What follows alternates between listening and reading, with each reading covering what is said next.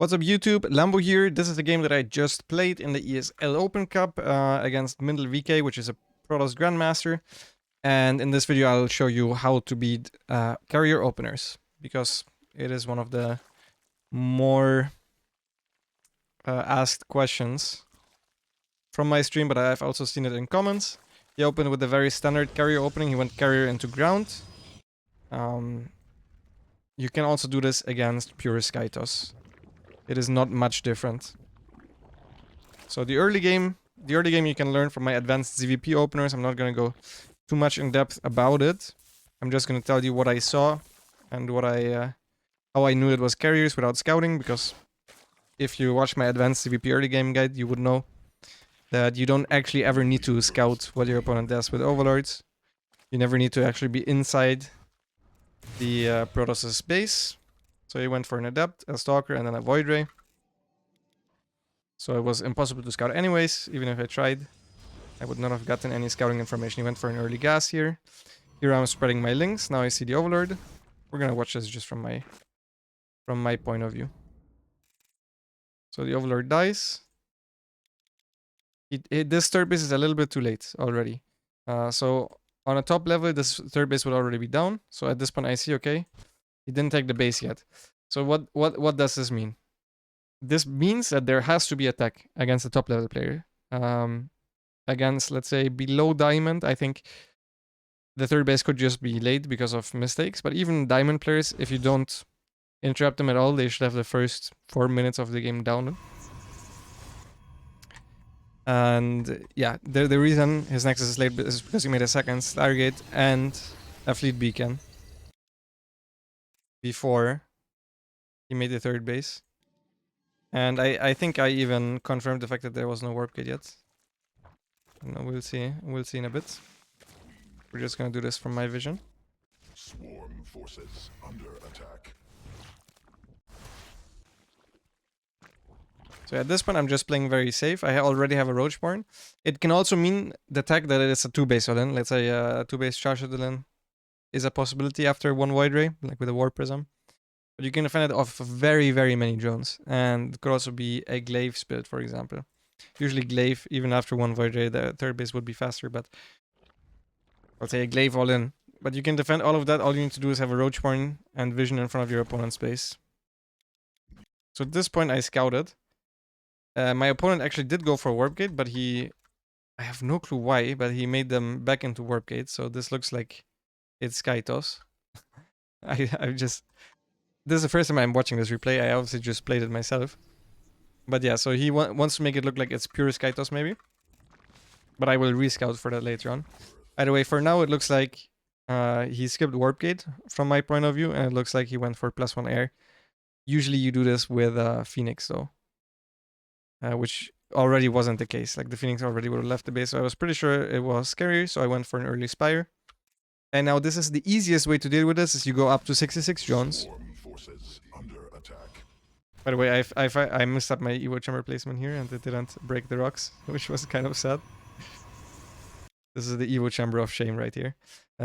You can make an Evo Chamber next to the rocks, and then once it has 500 HP, you can kill the rocks, and the Evo Chamber won't die, but the rocks will die instantly.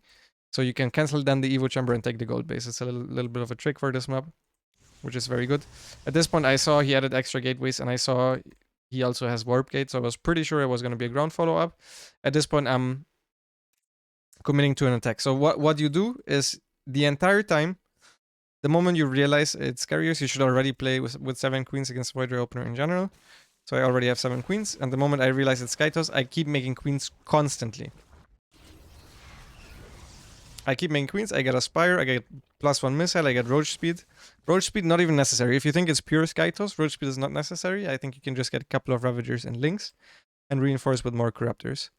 At this point, I think you should scout as well, for what your opponent is up to. So you defend the carriers simply with the queens. At this point I have 9 queens. The 2 extra ones have spawned. Try to focus fire a carry if it goes too far forward. Usually the best is to just hold position and try to kill the interceptors. Micro back the queens that are under attack and try to transfuse.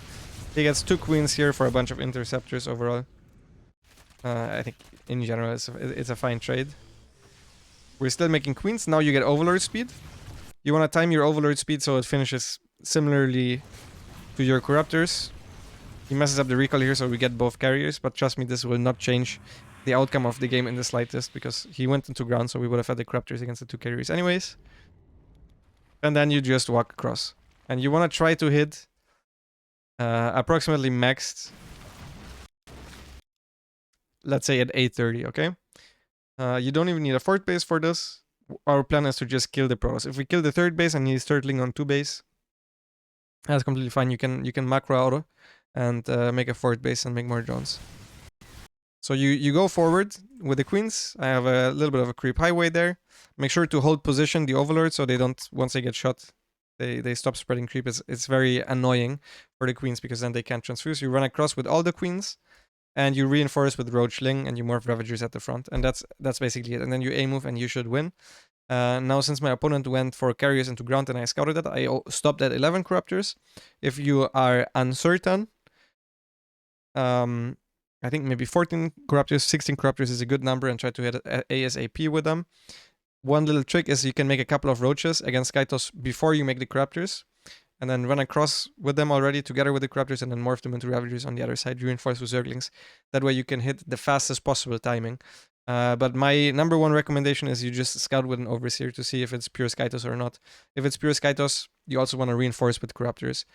You can also usually see that though, because there's a lack of gateways, there's a lack of gateway units at the 3rd. There might be cannons.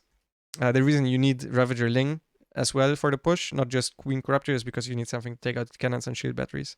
So you want to go with Queen Ravager Ling against Skytos and Mass Corruptor, and with approximately 11 to 14 Corruptors together with Roach Ravager Ling Queen. And just attack. Just attack on creep, go in between the base, attack in between the bases, then check where his static defense is against Skytos. I know Skytos players make a lot of static defense. And then you see, usually, if there's similar amounts of static defense, attacking the 3rd base is better because there's way more surface area. And if there is only, let's say, a cannon and a battery here, you always want to attack the natural. So make sure to choose wisely which base you want to attack into. If it's ground, you can just attack wherever because you're going to force your opponent to engage into you. So let's say his army is here, and I know that I'm gonna attack here. If his ground army is here, I'm gonna attack here. He's gonna have to run into my army, preferably tank with the queens, and let the rest just A move. You can transfuse with the queens as well. And against carriers, against Skytos, it would be better to focus spike with the corruptors, but now you don't have to anymore. Since the latest balance patch, you can run on top of the carriers and try to A move your corruptors there. So yeah, I will leave this replay in the description. I just wanted to make a quick video because I just played this game and I thought this is the perfect way to counter this, since I don't play the build all too often, against the build all too often, and I know this is a more common build. Let's not look at the Evo Chamber. In Diamond League, in Masters League, and Platinum League, maybe even in Gold League. I wanted to show you guys the general concept of how you want to beat this kind of attack. Just try to hit max out as fast as possible, go, and kill them. Thank you guys for watching. See you guys in the next video. Bye bye.